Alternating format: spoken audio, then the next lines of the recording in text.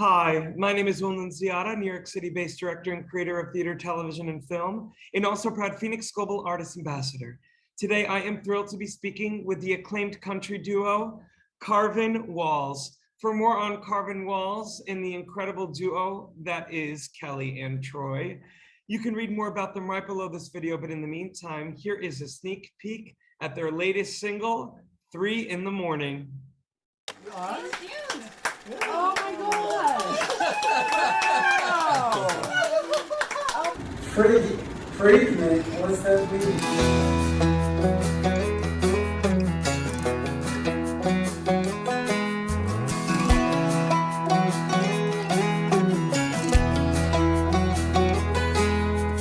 Young, in love, she walks in crying, holding 2 blue lines in a trembling hand. Scared to death, trying to catch her breath. I said it's gonna be fine, there's plenty of time, we'll be ready for this. Tell me where did 9 months go? Now it's 3 in the morning, she says it's time to jump out of bed, stumble for the light, find the keys, get the bag, call my mom, call your dad. Then it's 90 miles an hour down a country road. If a Ford had wings, wouldn't seem so slow. Time sure flies. It's just 2 of us tonight, but it's gonna be 3 in the morning.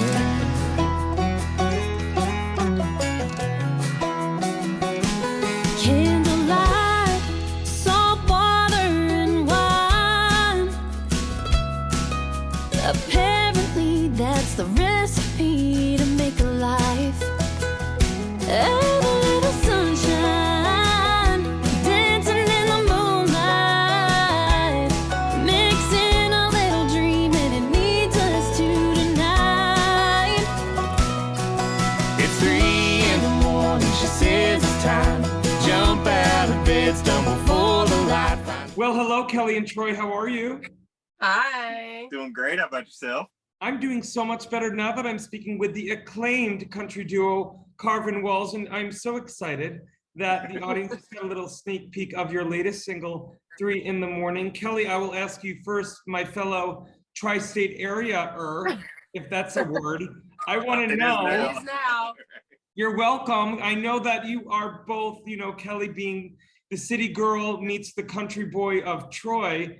Kelly, where did you both meet? I want to know your side of the story. Where did you meet and when did you realize not only, okay, partner in crime for life, but also partner in crime for music?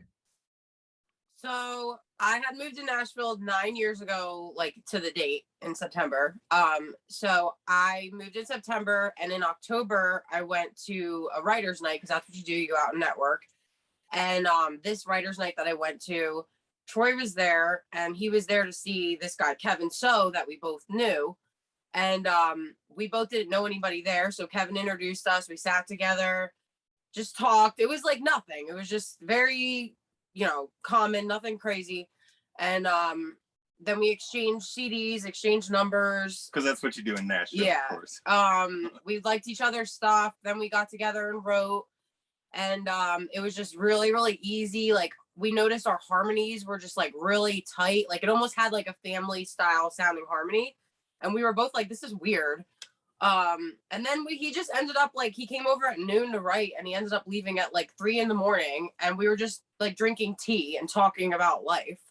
After we Totally wrote the ironic. song. Yeah. The song has nothing to do There with was that. nothing crazy going on at all. And then we just like kept hanging out and getting together. And then we started doing writers' nights, and we would sing together because we were writing together all the time, and people kept calling us a duo. And we're like, no, we're not a duo. We're just like writing together, blah, blah, blah. And people were like, we're not having it. They're like, no, you guys are better together. Like, you're both great, but you're better together. And then in the middle of all that, we just started dating. Like, it all happened at once. So it was just like, God put each other in our lives, and it was like off to the races from there, really. I love it. And Troy, do you agree with what you said? Would it be safe not to? Troy, I just want you to say ditto. Ditto. Listen, you both have such not only amazing talents and gifts individually, but as a collective, you are a force, but not only a force that is so musically sound, but you both are so freaking relatable. I'm sure you've gotten this before. Oh. You have that you see, for me, and as a director, the it factor for me with any artist is the relatability factor. Sure. And you both have it. And Troy, I want to know for you, talk to me a little bit about your latest single, 3 in the Morning, and how that song came about. Well, this is going to sound a little funny maybe, but I think it was like, as a songwriter, I find myself all the time, like you feel almost pressure to come up with an idea under certain circumstances because you write about life. That's what you do. And after all the story that she just told, all that ultimately leads to a learning that a new one's coming along, and we're going to be an addition in the group. Wait, time out. Did this little new one come about, after a 3 a.m. cup of tea? A little later. I mean, We're not going to go there. It's a PG show. Keep going, Troy. Right. So I don't know. I was just trying to think about. Oh, there she went. I'll be right back. I was just trying to think about all the like the angles on that. I'm like, man, there's so many songs out there about people that's written about having kids. I'm like, man, how do you approach a subject that's been done so heavily? And I don't even know where it came from. I think we were literally just sitting there one day, and I can't explain why. It just popped into my head, and I'm like, oh my God. Like, it's so simple. Like, I couldn't believe it'd never been done before. So I thought, okay, we have to chase this. And that was, I wish I had a more romantic story, but it's kind of that simple. I love it. I love it. And this is what I also love about you both. And I'm sure you've also gotten this. You all have such an amazingly, it's a familiar sound, yet it's also so singular. It's like I'm cozying up to a familiar, like, baby blanket. It's like familiar and but it's again so singular. I'm curious, Kelly, for you, where you both individually and collectively gain a lot of your inspiration sound from when it comes to your sound. So it's kind of a multifaceted thing, because there's the songwriting side and then there's the artist side. So I think our sound is kind of like a mix of the songwriting style, and also just our influences. Like, Troy grew up listening to country music. I grew up listening to classic rock, and but we both like love the old, like, Motown sound and all that. So we kind of, right? Yeah. So we kind of, I don't know if you've heard our Between Us record, but that one's got a lot of like the Motown type of influence. So we just kind of like mix it all together. And then, like, I don't know, like for example, when I moved to town, everybody said that I had such a country voice, and I was offended because I was like, I'm not country. But she wanted everybody to say she sounded like Janice. Yeah.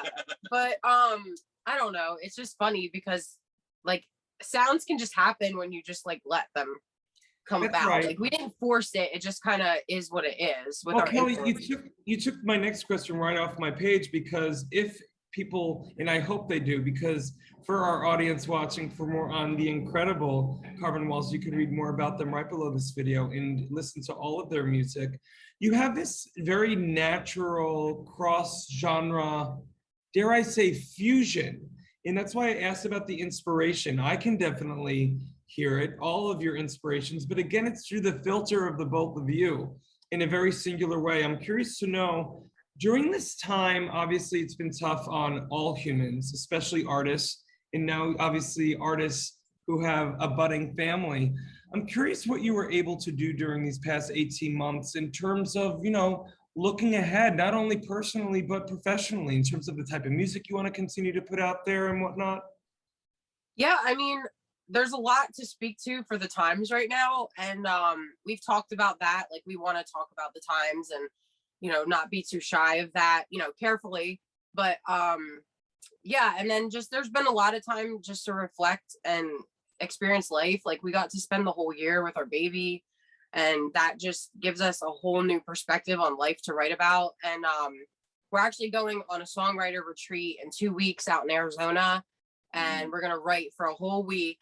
And I'm super excited to see what we come up with, because I just feel like the accumulation of the past year and a half, and like, you know, because we've still been writing and playing and stuff, but obviously things have slowed down. So we're just so excited to just jump in there and just see what comes out. But it has been interesting, I have to say, because ironically, I'd never actually thought about it until you worded that the way you did, the way you framed your question. I think it kind of made me realize just this moment, actually, that I believe the last year and a half is going to influence us moving forward. Definitely.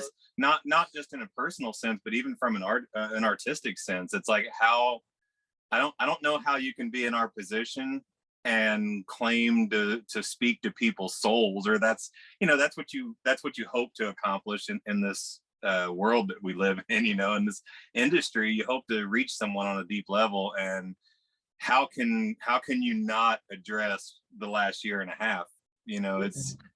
It seems impossible to me, and we've had a lot of discussions about how do we address this moving forward, with Right, I'm sure it's an interesting dichotomy, because on some level, off of what you were saying, Kelly, first, you want to address it, but you also want to be a little delicate, because you don't want all your songs to just obviously be a time capsule. You want them to remain timeless. And off of what you're saying too, Troy, I mean, not only these past year and a half of being locked down, but I keep thinking about the both of you as these beautiful, young, vibrant parents now, to be able to probably think about, dare I say, legacy a little bit. I mean, Sure. A love letter, I feel like your music moving forward may in some way, shape, or form, even just a little bit, become a love letter to your child.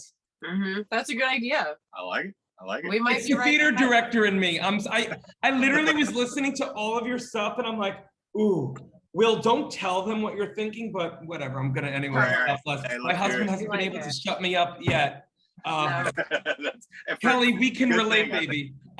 But the fact is, I feel like, what an amazing opportunity that, like, you both now have as artists who have been able to individually and collectively let your messages of light, love, and hope out there. But now as parents, to be able to, also now more than ever have something that, all the kids of the world can listen to. Right. I think that's kind of the beauty of being able to do what we do, because even from the standpoint of when we talk about speaking to the last year, I don't know that it necessarily needs to be from this perspective of a reflection of the year. It's more, I think even just from the standpoint of what should we have been able to garner from it and gain from it, on a spiritual level, even, what kind of, you have to come together. What can you do besides come together at such a time like this? And I think that's the message, so I don't know, I'm rambling now, but No, you're not, Troy. Kelly, does he leave you like little affirmations throughout the house? You should. I want like little Troy affirmations on little sticky pads. And I love the dichotomy of the both of you. You obviously, Kelly, you have this New Jersey fire and brass to you, but Troy, you're just a good old country boy with a good heart. And you both are beautiful people of the planet. And listen, I could speak with you both forever, but again, I want to remind our viewers to please read more about and listen to this amazing freaking country duo. You both are so inspiring, and I'm so grateful for the time you took today to speak with me. Oh, thank you so much. It means a lot.